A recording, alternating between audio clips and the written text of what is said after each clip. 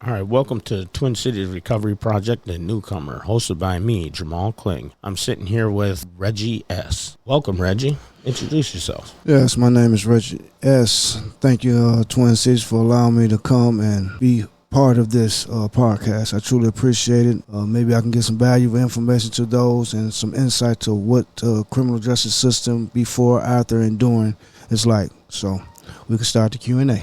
Cool. The emotional dimension right now on this first segment part of the podcast. Tell me a little bit about yourself.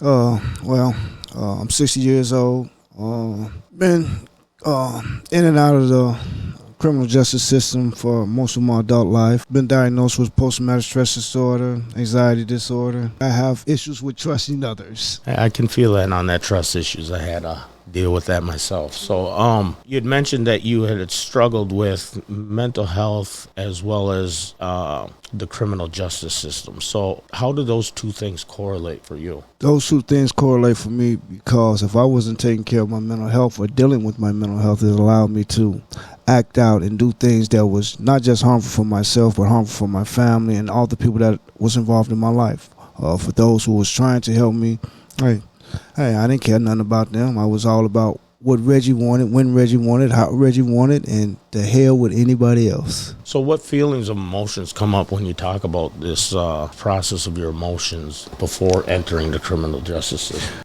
You know, they say anger is just a secondary emotion because a lot of times that's the first thing we know. As males, black males, brown males, that's what we know. Anger, frustration, scared, fear. That was the beginning process. Then when I went into the criminal justice system, got involved in it, was like, hey, what's next? How will I have to deal with my emotions? And I bottled them all up, buried them, pushed them down, didn't deal with them. I know we've had conversations before, and you mentioned something about the fear of unknown. Fear of the unknown of the world, self, and others. What does that look like for you? The fear of unknown. That's just like not having control. Allowing someone else to have control because I don't know what's going on with myself, not only with myself, but with my mental health or my emotional health, period. So what emotional supports did you have, or what emotional supports did you lack around this period before coming into the criminal justice system? I had street emotional support. I had people on the street telling me, hey, men don't cry. We don't show emotions. We don't care. Have a heart of ice. F people. They don't care nothing about you, so why would you care about them? So I didn't have no emotional attachments. My emotional attachment was what I learned from people on the street, that they didn't know how to deal with their emotional attachments or just lack of emotions. Would you say that you have had positive emotional support in that period as well? Not as much, because I come from a household. My mother was a single parent. My dad wasn't around. The emotional support that I had, my mother don't have any. I don't have any uncles and uncles, so therefore, all my emotional support came from the streets, or, oh, is this what it's supposed to be like? I see a TV show, oh, The Cosby. Say, that's how it's supposed to be. But no, in reality, that was don't BS. Apply in real life, right? It don't apply at all. At all. So let's talk about this coming into the criminal justice system. When's the first time that you entered into the system? First time I entered the criminal justice system, I was 14 years old. Mama said, if you want to be grown, be grown. You're not going to be grown in this house. So I was out on the street at 14 years old doing what I thought a grown man was supposed to do, but I was a teenage boy, didn't have no direction of what was going on in my life. You know, I ended up in foster care, group home, and hey, that didn't do much good for my emotional support as well. A lot to unpack, especially when you're taken away from the home setting that you're accustomed to, and you're going into different systems where people just they ain't got the time, or they don't want to put in the time to kind of work on some of the issues that we have when they pop up. Did you feel that was like that for you as you're going in the system? Like, of course, no one cared. Nobody cared. I mean, of course, I felt like, hey, I'm on my own. I mean, I'm a naive teenage boy, don't know nothing about jail, don't know nothing. Thought I knew about the streets, didn't know nothing about the streets. I got a analogy I always say. You put a rabbit in a snake den, what you think gonna happen? So I either had to learn how to be a snake or get ate up by the snake. So eventually I had to learn to adapt. That's all human natures do. We're gonna adapt to our situation. I adapted. Was it a good adaptation? Yeah, sometimes. some of these things that we hold on to, it got us here, right? There's always a silver lining sometimes. Yes. So let's talk about that silver lining. Where did this transition of recognizing your emotions start? Like that, hey, maybe there's a benefit to look into this emotional regulation and expressing these emotions. Later on in my teen years, I started to realize that some of my core values, some of my core beliefs, and some of my priorities was wrong. Hey, as humans, we're made of not just our mothers, but our fathers as well. So we are emotional people. So I had to learn how to recognize that, hey, what I'm feeling is fear. It's not anger. What I'm feeling is frustration. What I'm feeling is, hey, I'm being scared. This is something that I had never had to do before in my life. To take an inventory of myself to realize that, hey, the things that you was taught or the things that you have been believing in for so long are a lie. I like that you touched on that core beliefs. Core beliefs are our most deeply held assumption about ourselves, the world, and others. And our core beliefs only get us so far. Sometimes we have to check into them and evaluate and see if they're actually serving us. And if they're not, we have to address and change them. So what core beliefs did you have about yourself? That I couldn't be myself. I had to hide. I had to put on multiple masks for multiple people to be multiple things. And I'm only one individual. And by doing those things, I was not being authentic to myself. I wasn't being the real or original Reggie. Because addiction played a part as well.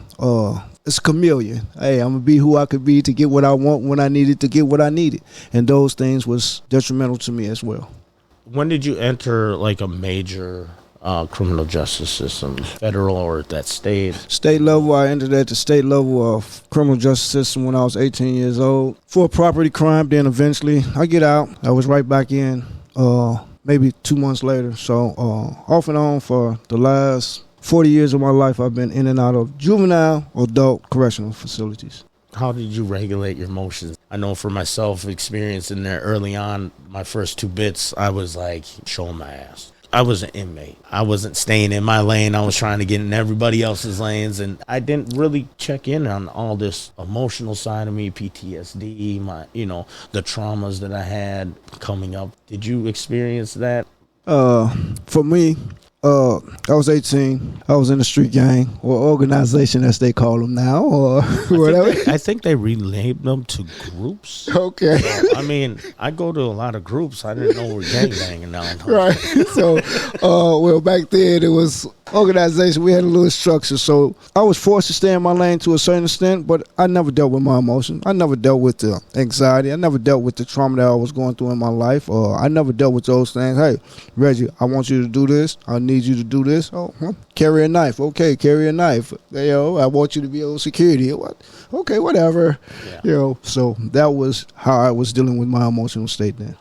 Transitioning out into community, what did that look like? How did you prepare yourself? First and foremost, I had to understand that didn't nobody do anything to me to get me locked up. I mean, yes, it was mitigating factors, certain things happened in my life that allowed me to get locked up. But the reality of it is, didn't nobody point a gun to my head and say, go commit a crime. I done that. So that was the first thing that I had to understand. And the second thing, I really had to really deep down dig in and say, you know what, Reggie? If you don't start dealing with your mental and emotional health, you will continue to be incarcerated. You're in jail. Them people care 2 F's about you. If you don't care about yourself, you're not going to change. So I had to, like I said, dig deep and realize, hey, man, my mental and emotional health, the anger, the resentment, the hatred, or the fear that I had, not just for myself or the unknown, but for the people that I thought owed me something, I had to let that shit go. What experience on emotional wellness do you suggest to others? First and foremost, man, understand that you're not dealing with this shit by yourself. Find someone that you're comfortable with to can talk to and not going to be judgmental of you. And open up to them and let them know what you're going through, the shit that you're feeling. Like for me, it was times that I thought about suicide, but I wouldn't tell nobody about the shit. I would just let that shit eat at me. And basically, I was committing suicide every day when I used to go buy drugs from somebody that didn't know what the fuck I was getting. So first I can tell people, this is my suggestion. Don't keep that shit closed in. Ask for help, because there's a lot of people out here that's willing to help and will go that extra mile. Not just, at 12 in the afternoon. They'll come and sit with you and talk with you at 2 in the morning. Pain shared is pain lessened. So we're going to switch over to the physical side. So my question is, was physical wellness part of your journey? How did that look like before transitioning, going into criminal justice system? I didn't give a fuck about no doctors. Fuck a doctor. Something went wrong. Hey, man, it's self-medication, man. Right. I mean, what you mean, a doctor? I ain't got no money to pay for no doctor. I ain't got time to go to the emergency room that's cut into the shit that I'm doing. I ain't got time for that shit. So I didn't care nothing about, and people don't understand. If your physical health ain't no good, your mental health ain't no good. Mm-hmm. So I had to learn to take care of my physical health in order to start dealing with my mental health. So you're talking about this self-medicating. So we're talking about the criminal justice system, but we're also here talking also about that recovery. What did your substance use disorder start? What did that look like? My substance use disorder started very young, when I was 11, 12 years old. Everybody say marijuana is a gateway drug. I just feel like I got, me personally, have addictive compulsive disorder. I'm gonna get addicted to something. Whether it was money, whether it was drugs, it just happened to be drugs. So it started at a young age for me. Went from marijuana to, like people say, my drug of choice is this. My drug of choice was anything that I wanted to use to get high off of. It was no really particular drug of choice. I preferred using opiates, but that's where it started. That's how. So how did that play a major part in your physical health? Played a major part in my physical health, because if I felt the pain, I said, ain't no need to me go to the doctor. I can just use self-medication. And my body was telling me, hey, man, there's something wrong other than that.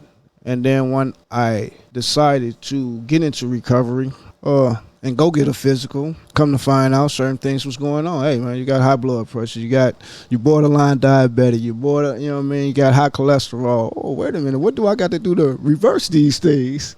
So I was taught and learned that I had to learn to eat better, exercise, and just do healthier things. What contributed and helped stop this use? Do you think that physical wellness played a big part in you not going back out there? Yes.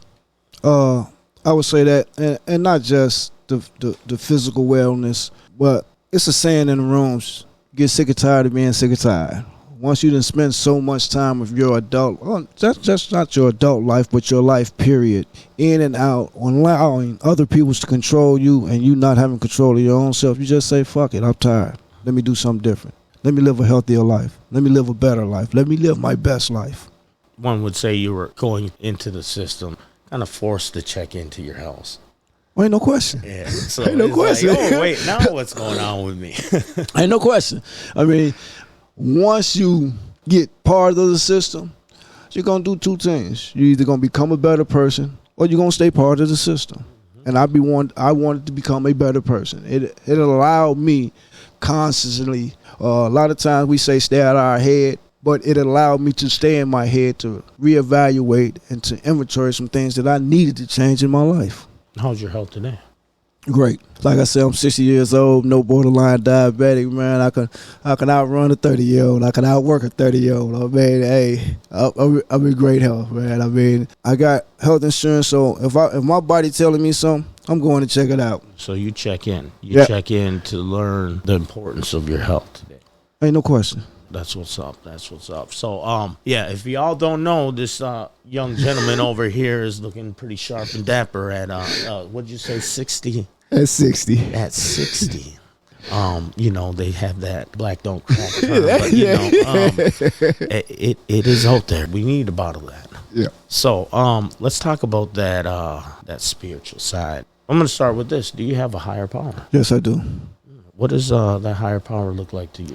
My higher power looked like to me today is every day I get up, first and foremost, I give thanks to my higher power for this day, for this moment, for this opportunity. I got a lot more gratitude today than I did before entering into the justice system. I didn't know nothing about gratitude, empathy, compassion, and none of that shit. I used to say, man, motherfucker go out there and get hit by a truck. I wouldn't give a fuck. I'm digging in their pockets to see if they got some money in there to get out of there. But today I'm grateful.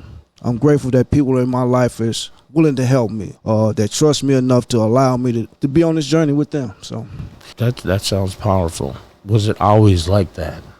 Were you religious? Were you your family cultural? Were spiritual? Or were they just Nah. Growing up, man, I mean, we was borderline spiritual and religious. I mean, I knew about certain religions. I knew about certain, but for me, it's more about spirituality. It's more about getting in tune with who I am and the people around me. I mean, it's more about, but before I went incarcerated, honestly, I ain't too else about a higher power. I used to tell people, man, hey, man, as bad as it was, I used to do some awful things.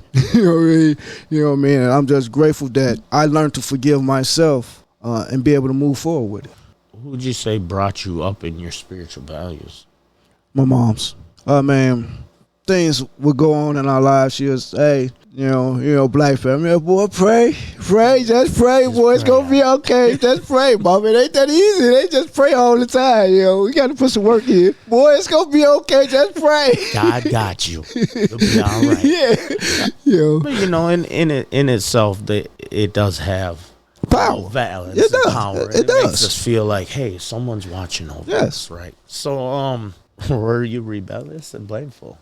All the time. All the time. That's not just sometimes. I was all the time. I had to learn that my higher power was not just, the people outside of me, but I was a higher power. People around me that was allowing me to be part of their life was part of the spiritual battles that I was dealing with. Was I rebellious? Hell yeah. Ain't no question. Hey, you know you don't supposed to do that. God don't get too else about me, so why can't I do it? Quick to blame hard God. Be like, no, he ain't care. So, it's okay. Yeah. So, for me, I always looked at it like I used to say I was victimized, so it justified that I victimized others. Just that wicked concept and saying that, like, why God me? Why you do this to me? And really, it's like, thank you. I understand. Like I said, that was my thing. You hurt me, so I'm going to hurt you. If I don't hurt you, I'm going to hurt somebody else. Like I said, when we was talking earlier, we was talking about core beliefs. One of my core beliefs, if some of y'all are old enough that's going to listen to this, was Beretta. They say, hey, you can't do the time, don't do the crime. That was my theme song. So until I had to realize that I was giving myself permission to hurt people, go to jail, and continue to hurt people and go to jail and continue to hurt myself, I had to change that. So you would say you had faith and hope to change?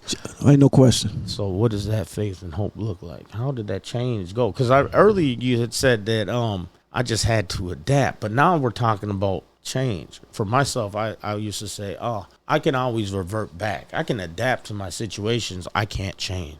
But really, what's that change look like? I had to have a little bit of faith and hope that, you know what, I can actually push through and do these things and be a productive member of society, as they say. But for me, like coming out of that criminal justice system, my last bit coming out, I was sitting there praying to God, like, please God, just let me get this together. And I've taken care of all this drug addictions. I've taken care of all this anger, and I'm checking in on my mental state, my physical. But I went back out and got married right away after 2 months of being out. So I didn't check into my relationships, so these relations I had, and when I left this lifestyle, I had to say, hey, it's everything. And I have to have faith and hope that I can change. I need that patience. So I pray on that patience. And I have it this day. I have a lot of patience to deal with Jermale.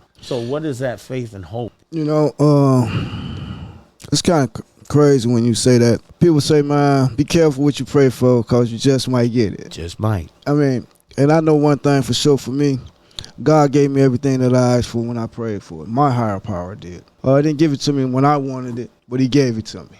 And what that looked like for me was putting in the work, digging deep, understanding that, hey, man, everybody ain't out to hurt me, that people are out here to help me. The world is not always a dog-eat-dog, selfish-ass world.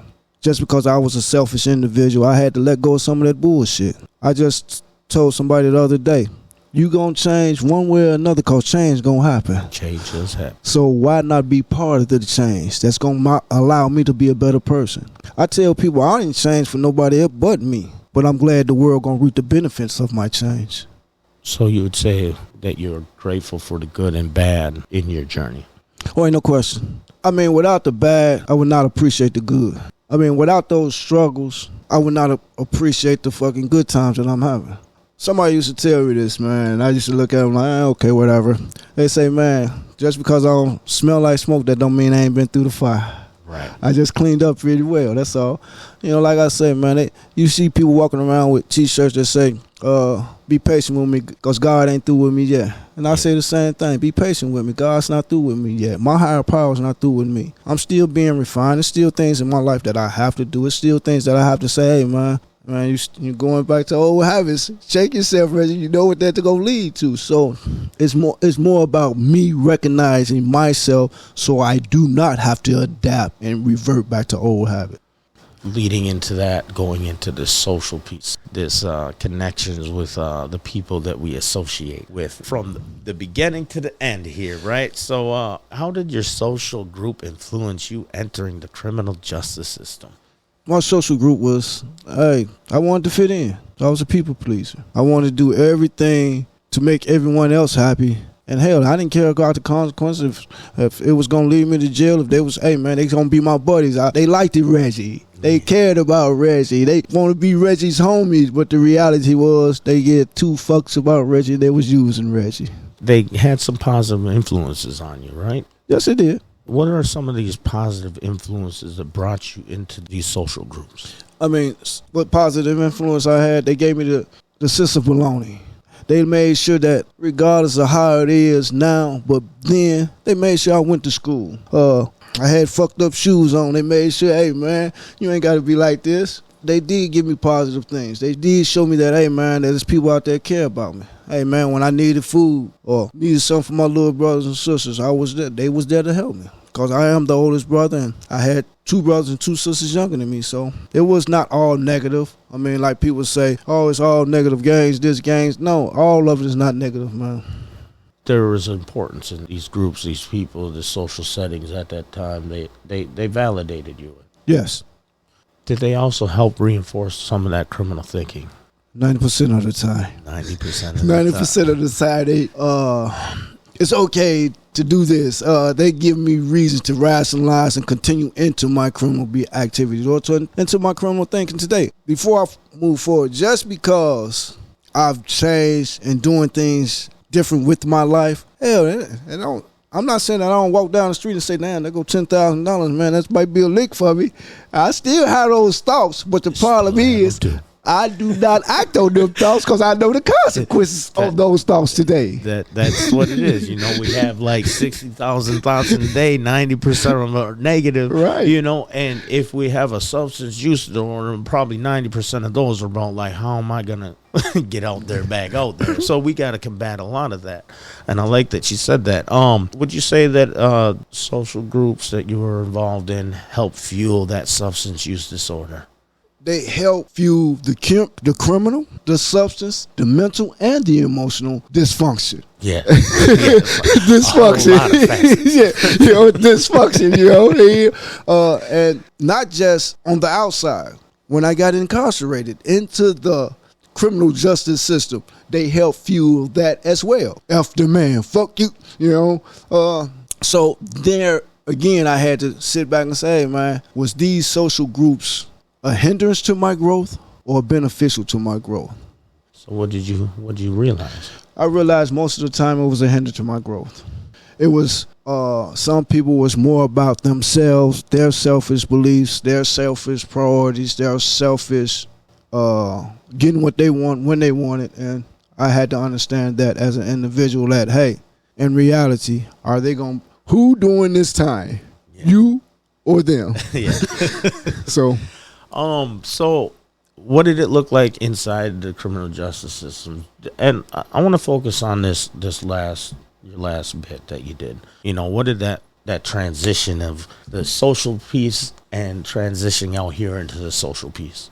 Come the 19th of June, I'll be out 1 year. Yes. Yes, congratulations. Yes, I'll be out a year. So I was incarcerated for 3 years. During all the uprising of the George Floyd and all the Black Lives Matter situation, I was incarcerated. So there was no social gatherings in jail. Yeah. There was pandemic. Stay in your room. I'm in my room 23 hours. So that gave me more than enough time to do self-inventory when I didn't want to do self-inventory. So you were forced again to check into now not only the physical but the social piece. Yes, definitely. Cause it was no social.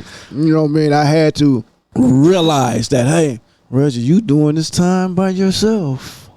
I mean, hey, you can only watch so much TV. You can only read so many books. So, and you're not getting a chance to get out there to get on the phone and talk to nobody if they want to talk to you. So, I was forced to really take some serious inventory about the things that was going on in my life at the time. Inevitably, that leads to, meeting up with some positive, influential organizations that you became part of. So what does that look like today? My social settings and social groupings now, I am a person in long-term recovery. I'm not saying that I do not associate with people that still use, because I do. Facts. Most of us do. But that don't mean I have to stay in that group of people.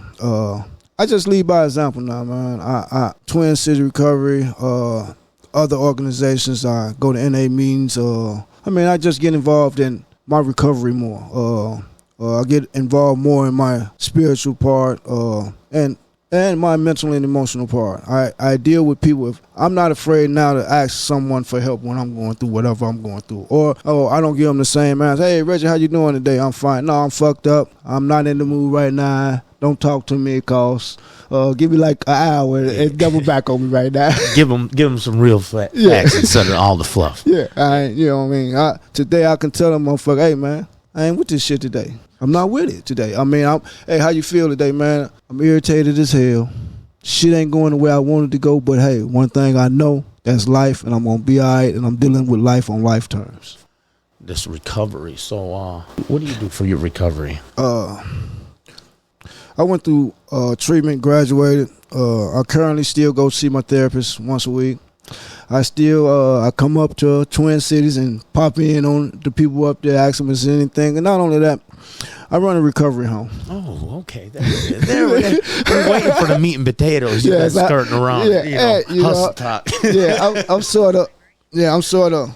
sort of kind of modest in some of my things, man. But I run a recovery home. Currently holds 7 beds. Agate House is on the north side of Minneapolis, man. Hey, it's a great house. Y'all come and visit. Y'all want any information?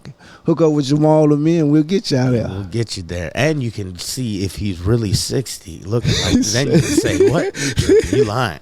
Yeah, no, you see me around. I mean, for real. That's what's up. So that transition in community and things you're doing now, and especially in your recovery, it kind of helps you avoid that criminal thinking. Oh, no question. No question. Hey, like they say, man, recovery, one thing you do when you stop using, you get an instant pay increase. It's okay now to go swipe the card. No, I ain't using somebody else's stuff. It's mine. It's mine. I ain't got to worry about that nowadays. I ain't got to worry about looking over my shoulder.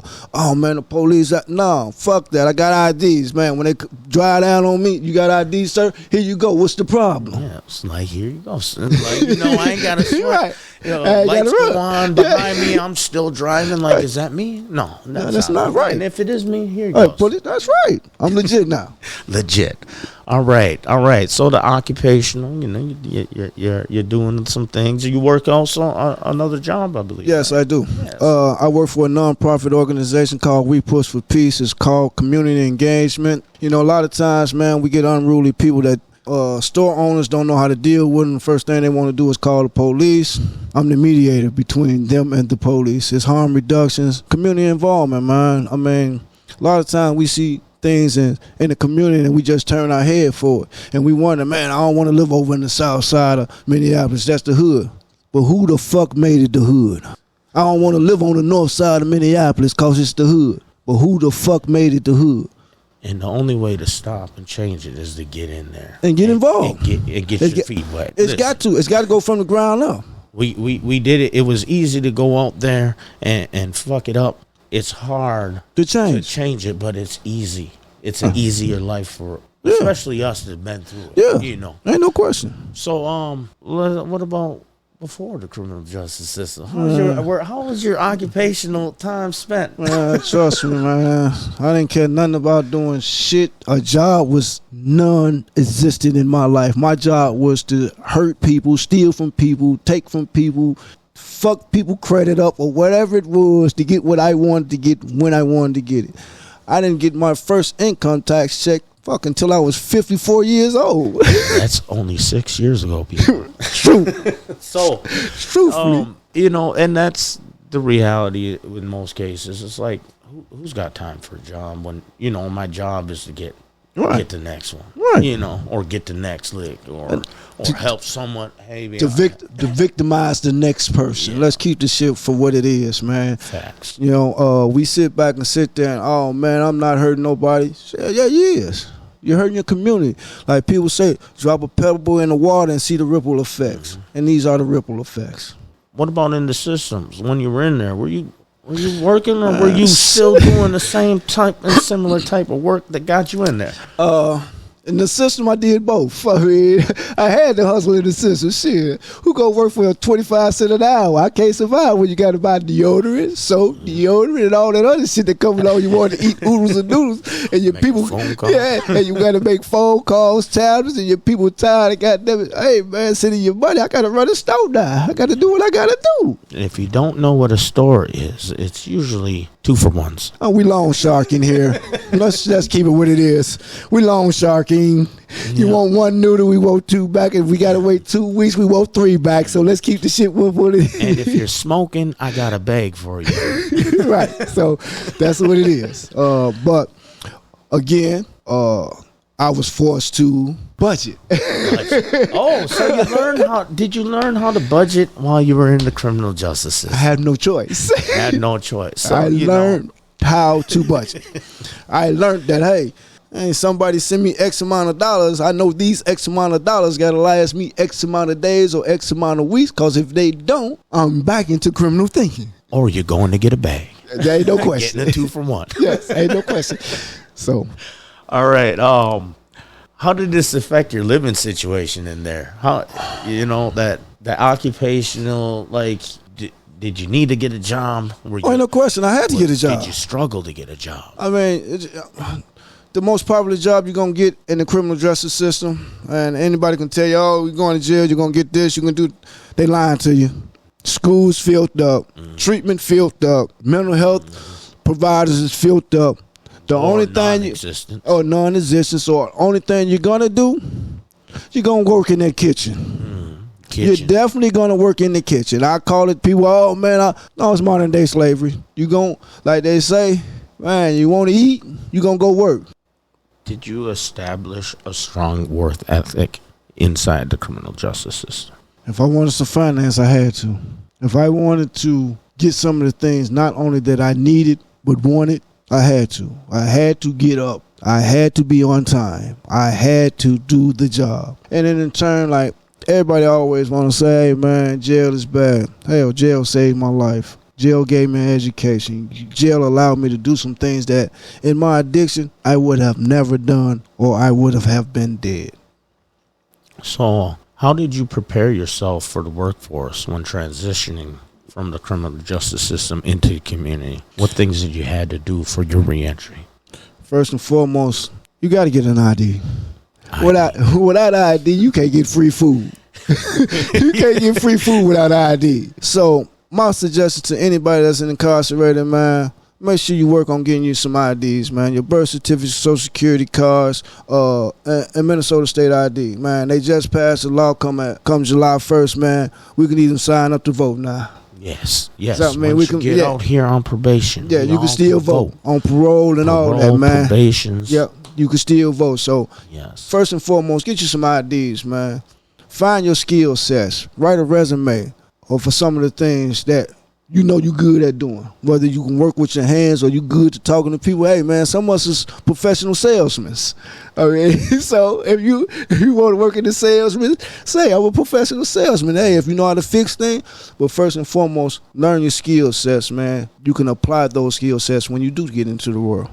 What barriers did you come across? What challenges did you face?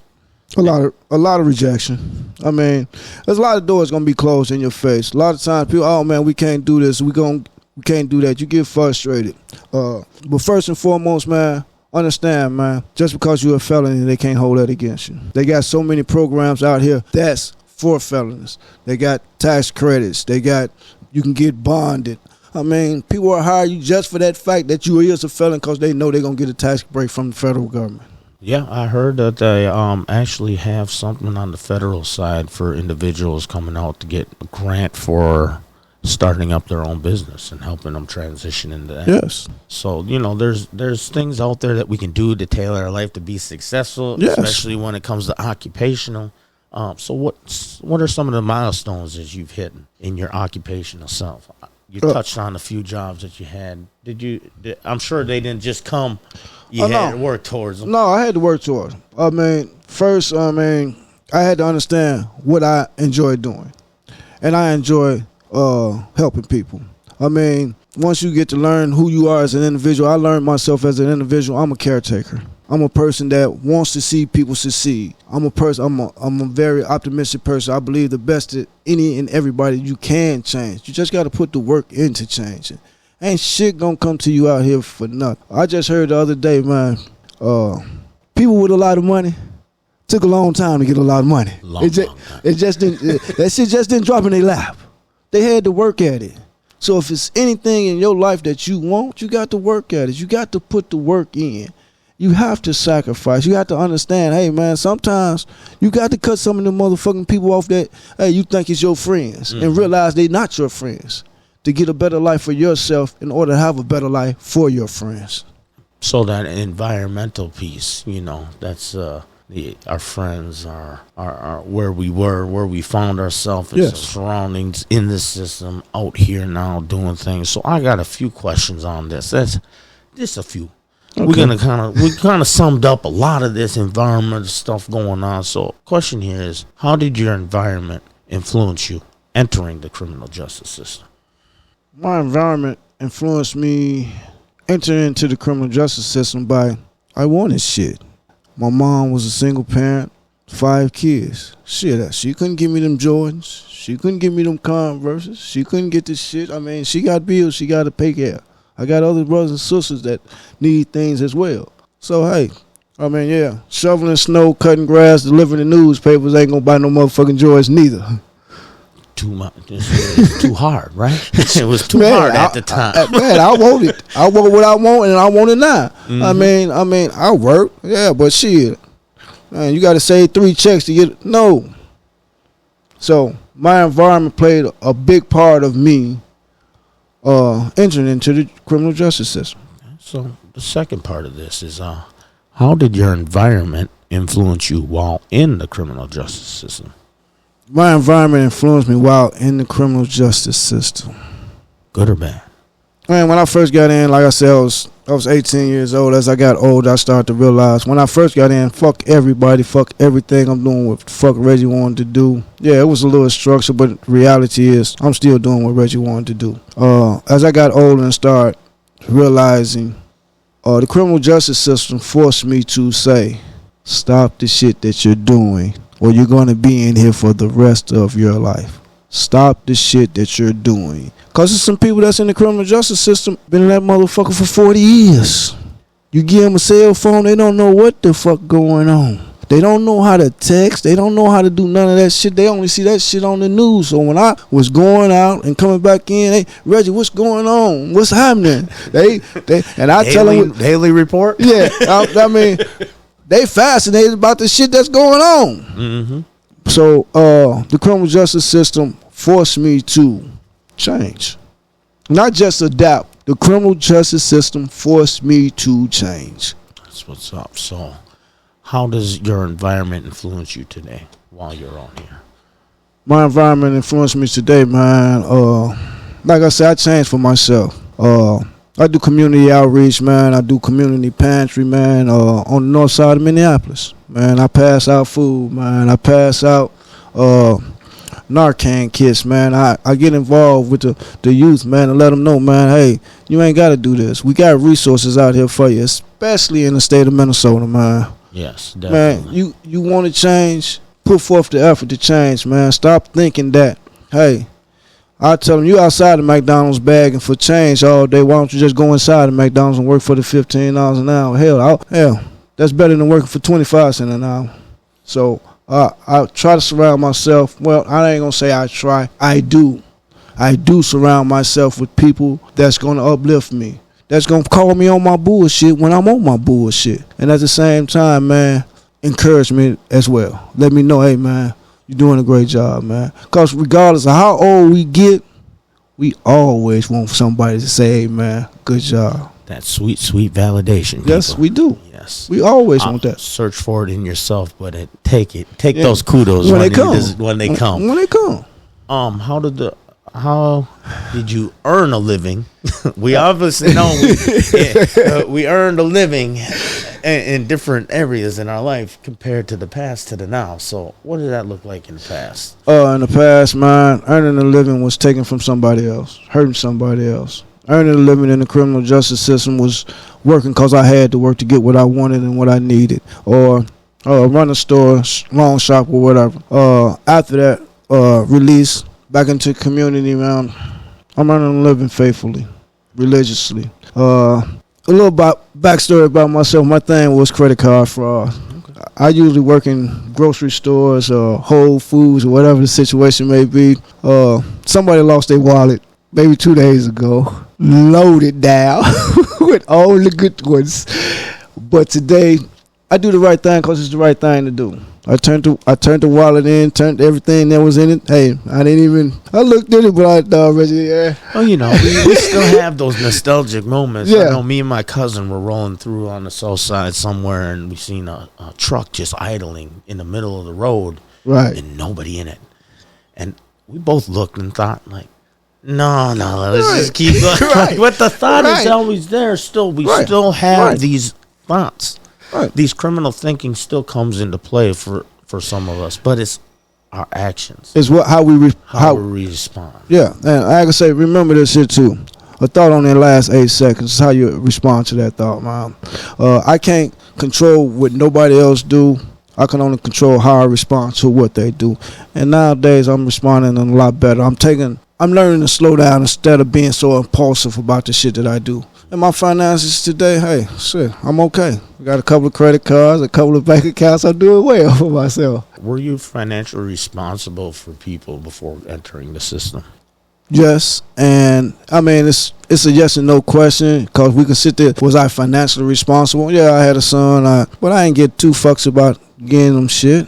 Hey, man, I cared about my habit. We sit there and say, oh, man, they called it baby need pampers, the baby need milks, the baby need this. Most of the time, people ain't coming off them. If you in your addiction, you ain't got time to be getting no $35 up for no can of milk and no $50 up for a box of Pampers. You gonna try to find somebody to steal it for you, or you gonna steal it your goddamn self? Right. That's facts. And you back in the criminal system. So therefore, me being financially responsible for anybody was non-existent. I was being financially responsible for myself, my addiction. So you didn't value your finances, we would say. Hell no. Hell, I ain't value nobody else's finances, let alone my own. But, entering in the criminal justice system, obviously that changed. Oh, ain't no question. Talked on that. Oh, no budget. question. Ain't no that's question. A big part of it. Ain't no question. Once I entered into the criminal justice system, I knew if someone sent me 200, or if someone sent me anything, that was a blessing. That was truly a blessing. I didn't have no shoebox full of money before my state vacation. So I became another bill. They had to take money from whatever areas in their life to make sure I had what I wanted. But I learned to become financially responsible. So you had to prioritize your needs and wants. Ain't no question. Did you struggle with that? Or ain't no question. You figure so I need this. You don't need no cookies and Kool-Aid. Yeah. I need soap, deodorant, toothpaste. That's what I need. Oh, I got enough soap. Oh, they gonna give me soap. Yeah. I don't know. That soap ain't no. Yeah, of course. The soap. Yeah. Or the toothpaste. Yeah. So I had to learn. I had to learn what was important. I had to learn what was priority. Just as today, as I'm back into the community, I had to learn what was a priority, what was a need and a want. Oh, I need these new Jordans that cost $260. My phone bill can wait. Oh no, I need my phone. I definitely need that phone. I'm not gonna have money for shoes. Right, right. I need this phone, so I had to understand those things. All right, so we about to wrap up here. This is the segment I like to call the raw thoughts. Right, this is your view, your intellect, your philosophy. What we're gonna look for in this segment, in this session, is this is what you feel the criminal justice system needs for change. For me, like I always tell people, man, I say it a lot, man. I went through the criminal justice system. I started young, 14. Didn't stop until I was 59 years old, off and on. I spent a lot of years in and out. It was a lot of bad times, a lot of good times, man. And people sit there and say, how you going to have good times in prison or in jail? You're away from your family, you're away from your loved ones. Sometimes that's best for you to understand what's going on in your life. I seen it on YouTube maybe a couple of days ago, a couple of weeks, whatever it was. Somebody asked Mike Tyson something. Mike Tyson said, man, the best years of my life was when I spent 3 years in prison. I had peace. Fuck the money, fuck anything. Once you start realizing and being grateful for what you have, you start understanding that, hey, man, I got a lot to give. I got a lot to offer, man. I got a lot. Hey, yeah, shit is not gonna be easy. My belief is, hell, if I can tear all the motherfucking jails down, I would. But I can't. I can't reward bad behavior. That's not what I'm gonna do neither. If you want to change, put the work in to change. But if you're in the criminal justice system and you got to go through that shit, sit back and think about how you gonna stay out of that shit when it comes times to stay out of that shit. They always say people, places, and things. That shit is really true. That shit is really true. I mean, this a trigger. I've been tempted by this. Hell, we're gonna be tempted. I'm tempted every day. I'm still tempted to do fucked up shit. But the reality of it is, I'm not gonna do no fucked up shit.